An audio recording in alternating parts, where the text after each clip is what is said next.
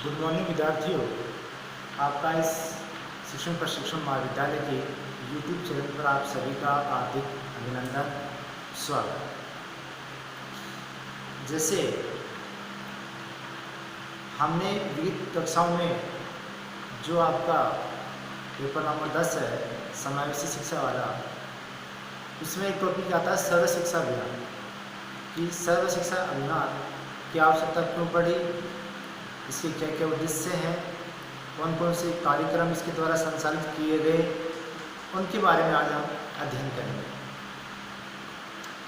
जब देश की शिक्षा व्यवस्था को सुधारने की बात होती है, व्यक्तियों को साक्षर करने की बात होती है, शिक्षा में जागृति लाने की बात होती है, तो सर्व शिक्षा अभियान का नाम प्रमुखता से लिया जाता है।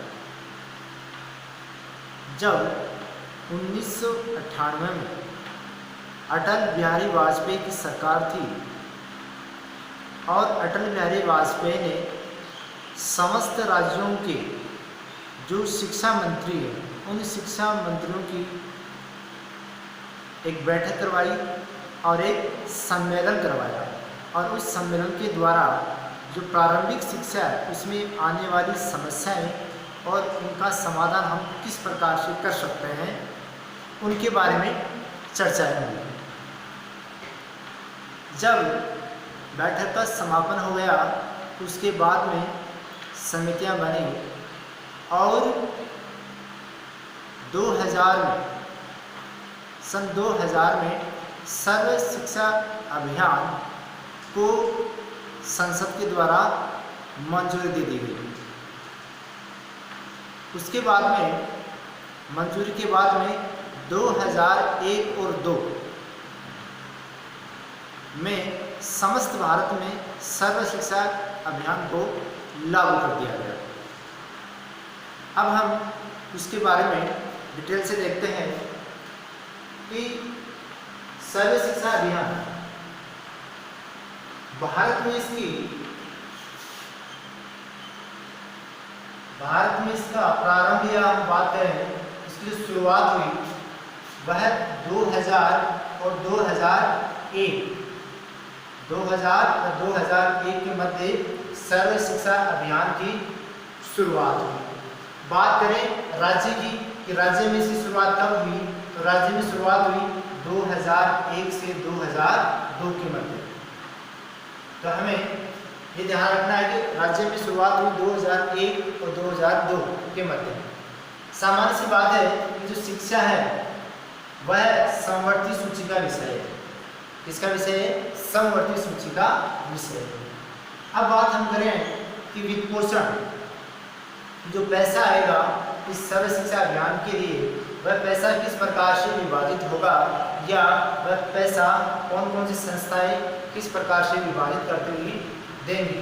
तो बात करें केंद्र और राज्य की बात करें, जब सर्व शिक्षा अभियान की शुरुआत हुई 2001 या 2001 के आसपास, तो शुरुआत में इनका अनुपात था 85 और 15 का, अर्थात 100 रुपये अगर इसके लिए पास होंगे, जिनमें से 85 रुपये केंद्र सरकार देगी और राज्य सरकार 15%, अर्थात 85% केंद्र अपना पैसा देगी और 15% राज्य सरकार अपना पैसा इसमें लगाएगी। वर्तमान में बात करें तो 60% केंद्र सरकार देती है और 40% राज्य सरकार इस सर्व शिक्षा अभियान के पैसों का वहन करती है। जो हमारे पूर्वोत्तर राज्य हैं, जिसे हम 7 सिस्टर कहते हैं, नागालैंड, मणिपुर, मेघालय, अरुणाचल प्रदेश, तो वहाँ पर अनुपात 90:10 है कि 90% सेंट्रल गवर्नमेंट देगी और 10% राज्य सरकार देगी। अब ये इतना अनुपात अंदर क्यों है? क्योंकि वहाँ की जो भौगोलिक परिस्थितियाँ हैं उनके आधार पर उनका जो वित्त पोषण है वो बढ़ाया गया है। तो ये जो हमें मुख्य मुख्य जानकारियाँ याद रखनी है। अब बात करें कि सर्व शिक्षा अभियान के उद्देश्य क्या है, तो आप सामान्य जानते हैं जो प्रारंभिक शिक्षा है उसको उद्देश्यपूर्ण तरीके से आगे बढ़ाना, नामांकन को बढ़ाना, बच्चों का ठहराव निश्चित करना, इस प्रकार के इसके उद्देश्य। बच्चों के लिए जनता की शिक्षा प्रसार करना, बच्चों का सर्वांगीण विकास करना, समुचित साधनों की उपयोगिता को ध्यान में रखते हुए उनमें बढ़ावा देना, विद्यालय की जो आवश्यकता है उनकी पूर्ति करना, ये सारे इसके सामान्य उद्देश्य से आते हैं। अब बात करें कि सर्व शिक्षा अभियान के तहत कौन कौन से कार्यक्रम चला रहे हो। प्रश्न आ सकता है कि सर्व शिक्षा अभियान को स्पष्ट करते हुए इन्हीं 5 कार्यक्रमों के बारे में बताइए। यह सर्व शिक्षा अभियान के द्वारा कौन कौन से कार्यक्रम चलाए गए, इस प्रकार से आपका एक गुणात्मक प्रश्न बनता है। तो पहले कार्यक्रम की बात करें, बाला कार्यक्रम। कौन सा कार्यक्रम? बाला कार्यक्रम, जिसे बिल्डिंग एज लर्निंग एडेड। बाला कार्यक्रम के अंतर्गत जो प्रारंभिक शिक्षा प्राप्त करने वाले बालक बालिकाएं हैं उनकी क्या क्या आवश्यकताएं हैं, उन आवश्यकताओं की पूर्ति बाला कार्यक्रम के अंतर्गत की जाती है। तो हमें ये ध्यान में रखना है कि बाला कार्यक्रम प्रारंभिक शिक्षा वाले बालक बालिकाओं की जिन जिन आवश्यकताओं की पूर्ति की जाती है वह बाला कार्यक्रम के अंतर्गत की जाती है। अब वो आवश्यकताएं कौन कौन सी हैं? जैसे विद्यालय के अंतर्गत जो भी शिक्षण सामग्री नहीं है, चार्ट नहीं है, मॉडल नहीं है, ब्लैक बोर्ड नहीं है, ठीक है, और कक्ष नहीं है, तो उनकी व्यवस्थाएं इस बाला कार्यक्रम के अंतर्गत की जाएगी। जैसे विद्यालय कक्ष को चित्रित करवाना, कि जो प्रारंभिक शिक्षा है तो अगर जो कक्ष है उस कक्ष को उसमें चित्र नहीं बने हुए हैं या जो मॉडल लगाने का स्थान नहीं है तो उन कमियों को दुरुस्त किया जाएगा, इसके द्वारा बाला कार्यक्रम के द्वारा। ठीक, दूसरा कल्प कार्यक्रम। कौन सा कार्यक्रम? कल्प कार्यक्रम। देखिए कल्प फुल फॉर्म देखिए इसकी, computer aided learning programs. Computer aided learning programs की प्रारंभिक शिक्षा में जो उच्च प्राथमिक शिक्षा है कक्षा 6 से लेकर के 8 तक के बच्चों को अनिवार्य रूप से कंप्यूटर की शिक्षा दी जाएगी। इसके द्वारा कल्प कार्यक्रम के द्वारा कक्षा 6 से लेकर के कक्षा 8 तक के बालक बालिकाओं को प्रारंभिक कंप्यूटर की जानकारी दी जाएगी। किस कार्यक्रम के द्वारा? तो हमें याद रखना है कल्प कार्यक्रम के द्वारा। इसकी शुरुआत हुई थी 2004-05 में। कब हुई? 2004-05 में कल्प कार्यक्रम की शुरुआत हुई। तो हमें ध्यान रखना है कि कल्प कार्यक्रम कंप्यूटर शिक्षा से संबंधित है, तो कक्षा 6 से 8 तक के बच्चों को कंप्यूटर शिक्षा देने की बात करता है। बात करें वैकल्पिक शिक्षा कार्यक्रम। तीसरा कार्यक्रम क्या है? वैकल्पिक शिक्षा कार्यक्रम।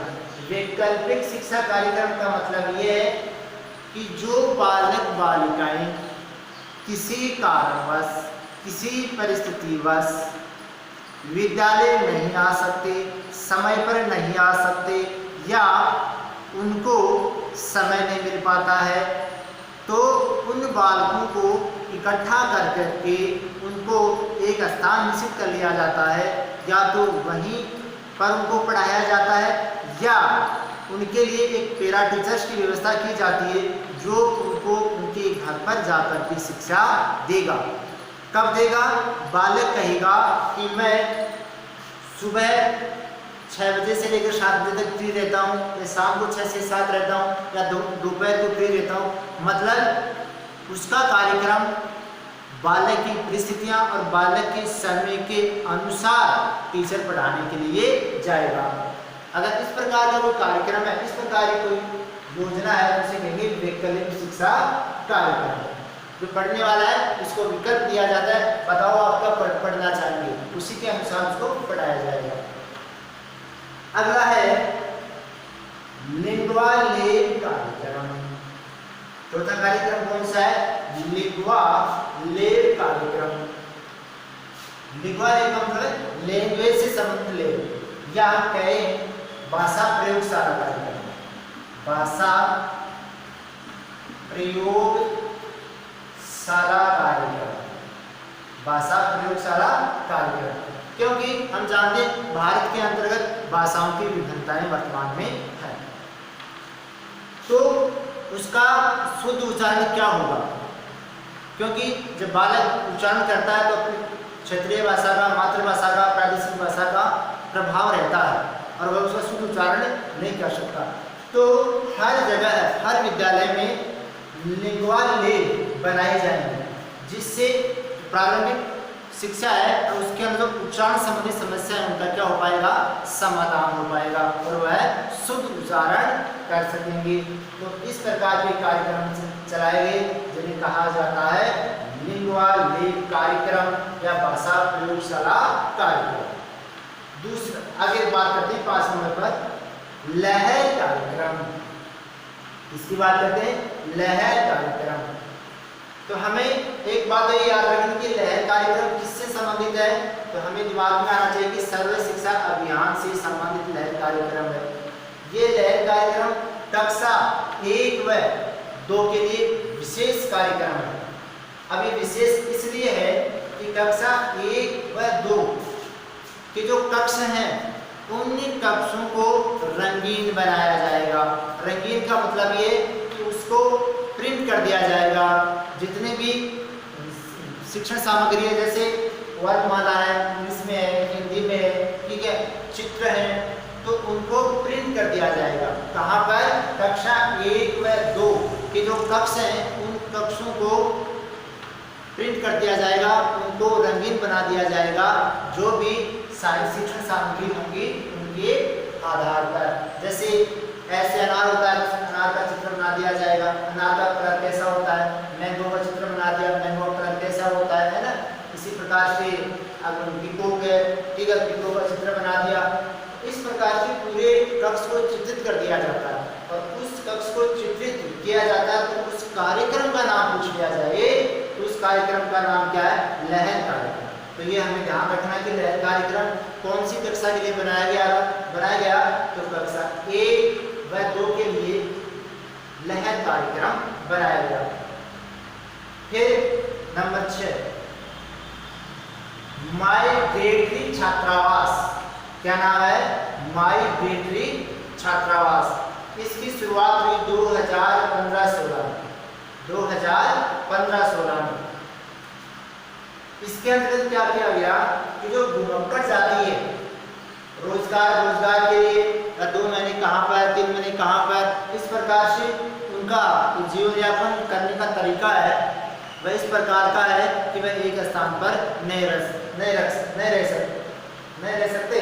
तो उनके लिए उनकी व्यवस्था के अनुसार छात्रावास बना दिए गए जिन्हें कहा जाता है माइग्रेटरी छात्रावास। तो हमें याद रखना कि माइग्रेटरी छात्रावास किनसे संबंधित है? तो घुमक्कड़ जातियों से संबंधित है। किनसे संबंधित है? घुमक्कड़ जातियों से संबंधित है माइग्रेटरी छात्रावास। और इनकी शुरुआत हुई 2015-16 में। ये भी हमें याद रखना। एक इम्पोर्टेंट प्रश्न है कि माइग्रेटरी छात्रावास से आप क्या समझते हैं? वह छात्रावास जिनमें जो घुमक्कड़ बालक हैं उनके लिए शिक्षा की व्यवस्था की जाती है, उनको माइग्रेटरी छात्रावास कहते हैं। शुरुआत 2015-16। अंतिम बात करते हैं मरु छात्रावास कार्यक्रम। इस मरु छात्रावास कार्यक्रम की जो कक्षाएं हैं वो कक्षा 6 और 8 के लिए बनाया गया है। मरु छात्रावास जो मरु छात्रावास कौन कौन से इसमें क्षेत्र आते हैं अगर हम उनकी बात करें तो 4 जिले इसके अंतर्गत आते हैं। पहला जिला आता है जैसलमेर। कौन सा जिला आता है? जैसलमेर। दूसरा आता है जोधपुर। कौन सा जिला? जोधपुर। तीसरा आता है आपका बाड़मेर और चौथा जिला आता है आपका बीकानेर। मतलब इस मरु छात्रावास कार्यक्रम चलाया जा रहा है वो कक्षा 6 से लेकर के 8 तक चलाया जा रहा है, लेकिन 4 जिलों में चलाया जा रहा है। लेकिन जो छात्रावास है वर्तमान में चलाया 4 जिलों में चल रहा है 4 जिलों में, लेकिन वर्तमान में 3 जगह पर ये छात्रावास बना दिए गए। एक तो बज्जू, बहुत याद रखने की बात है, बज्जू, बीकानेर, चांदल, जैसलमेर और कोटसर, इन 3 स्थानों पर मरु छात्रावासों की स्थापना की गई है। और जिले कितने आते हैं? 4 जिलों में इनकी शुरुआत की गई है। तो एक बार हम शहर दृश्य दोबारा देख लेते हैं। सर्व शिक्षा अभियान की शुरुआत हुई थी 2001 में। राजस्थान में इनकी शुरुआत हुई 2001-2 में। शिक्षा है तो समवर्ती सूचिका क्या है? विषय है। और वित्त पोषण की बात करें, जब शुरुआत के अंतर्गत 85 और 15% था, वर्तमान में 60:40 है, पूर्वोत्तर राज्यों में 90:10 है। इसके बाद में कार्यक्रम की बात करें, बाला कार्यक्रम, कार्यक्रम, वैकल्पिक शिक्षा कार्यक्रम, लिंगवा लेप कार्यक्रम, लहर कार्यक्रम, माइग्रेटरी छात्रावास कार्यक्रम और मरु छात्रावास कार्यक्रम। इस प्रकार से हमने सर्व शिक्षा अभियान के बारे में सामान्य जानकारी प्राप्त की है। आज के लिए इतना ही। हम फिर मिलते हैं किसी एक नए वीडियो के साथ। आपका एक बार फिर से वीडियो देखने के लिए और सुनने के लिए बहुत बहुत धन्यवाद।